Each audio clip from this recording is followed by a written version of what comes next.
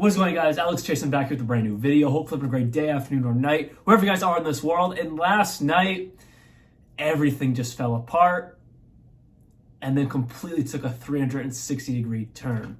I made a video yesterday afternoon about Kristaps getting traded to the Boston Celtics, Malcolm Brogdon going to the Clippers, and Marcus Morris and picks going to the Washington Wizards. Well, that completely crumbled last night as the Clippers backed out of the trade due to Malcolm Brogdon's injuries and concern for his injuries, which is exactly what I said in my video yesterday, because Paul George and Kawhi Leonard are neither the definitions of health. They're out a bunch of time, a lot like Malcolm Brogdon, who, yes, had a relatively healthy season last year, but I understand the Clippers' concerns in backing out of the trade. So then what happened last night? Well, Kristaps had to either opt in or out of his $36 million player option by midnight last night, which made the Celtics go into a frenzy and pull off a trade I never thought would happen in my time as a Celtics fan. I have never thought Marcus Smart would be off the team. I thought there was one man who would be a Celtic for life. Maybe not Jason Tatum, maybe not Jaylen Brown, but Marcus Smart I thought would be a Boston Celtic for life. But no, last night he was in the three-team trade to finally receive Kristaps.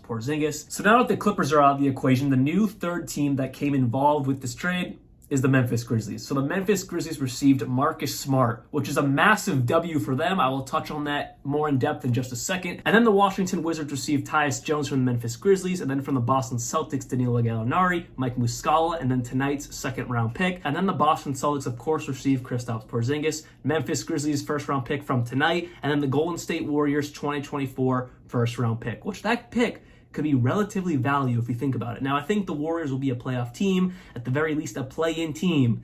It is top four protected, which no one expects them to be that bad, but it could be a lottery pick or just right outside the lottery. So now let me touch on Marcus Smart going to the Memphis Grizzlies.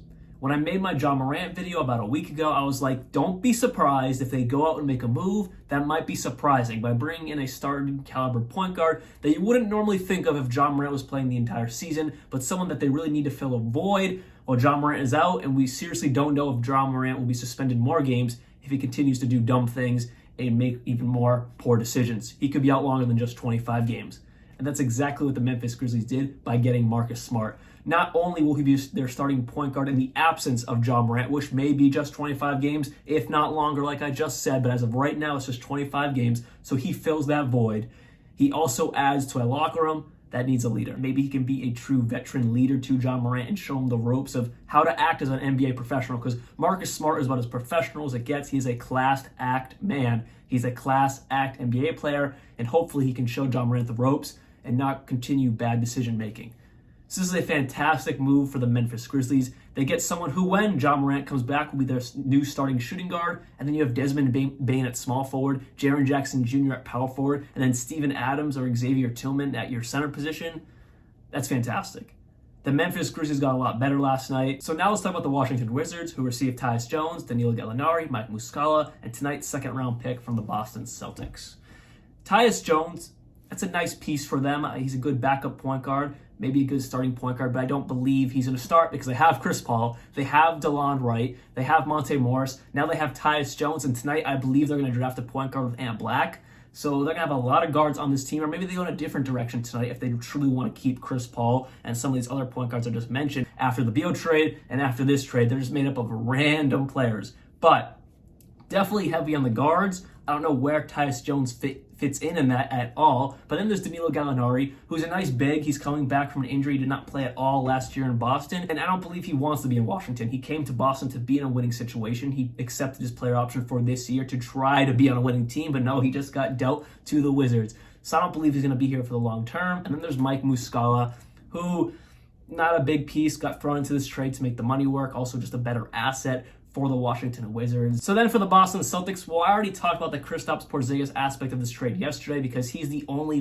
piece that still exists from yesterday's crumbling of a trade. We still get Kristaps, but I do want to say this. As much as it pains me as a Celtics fan to lose Marcus Smart, this is the best possible value this team would ever get for Marcus Smart. You're telling me we got Kristaps and 2 first-round picks for Marcus Smart?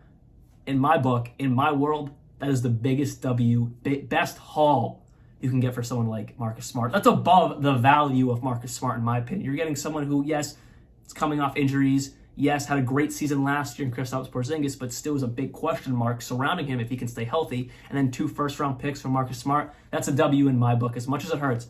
Major W, fantastic trade by Brad Stevens, who has been killing it ever since taking over as the president of basketball operations for the Boston Celtics. But then there's this point, by trading away Marcus Smart, and Malcolm Brogdon comes back to the Celtics because that trade fell through, obviously. Malcolm Brogdon is officially back on the Boston Celtics. Feels like he just, he feels like he never left because he didn't leave. Now that is a curiosity to me. How will Malcolm Brogdon receive this? Is he going to want out now? Is there going to be another deal where Malcolm Brogdon's getting sent somewhere and we receive another piece? I'm curious about that. Does Malcolm Brogdon want to be here? Now, I know it's a business. Everyone can say it's a business, but they're people. How is Malcolm Brogdon going to walk into the Celtics front office, Celtics practices, and know he got traded to then just come back because the trade fell through? Now, he could take it completely fine, no bad blood. They can have a sit-down conversation and explain the whole thing because it's very logical. The trade fell through. But at the end of the day, they're humans.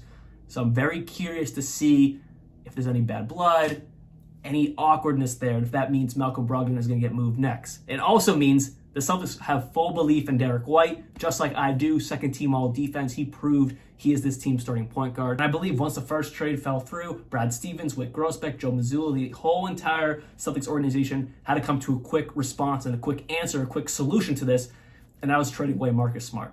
Derek White, you want to keep him. He had a fantastic season. He deserves to be kept on this roster. He proved he deserves. He is an answer to winning this championship in Boston. Marcus Smart, I guess they feel like he just wasn't the answer and they really had to make a hard decision and move on. Does this mean Jaylen Brown and Jason Tatum can finally rise to the moment? I damn hope so. At least one of them. One of them can still be a passive leader, but one of them's got to step it up. I don't know who it's going to be because both of them are very, very passive, but one of them has to step up. One of them. They have to. Or everything that just happened means absolutely nothing. So if you have no true leader in that locker room, this whole thing is just going to crumble. And instead of the beginning of something special by getting Kristaps Porzingis, this is going to be the beginning of the end because Jaylen Brown's going to want out next, and then it's going to be Jason Tatum, and we're going to be back to square one. So one of them's going to step up, or this whole thing's going to crumble, and everything we just did to get Kristaps is going to mean absolutely nothing in Boston. So hopefully you guys did enjoy this video. I woke up this morning absolutely shocked.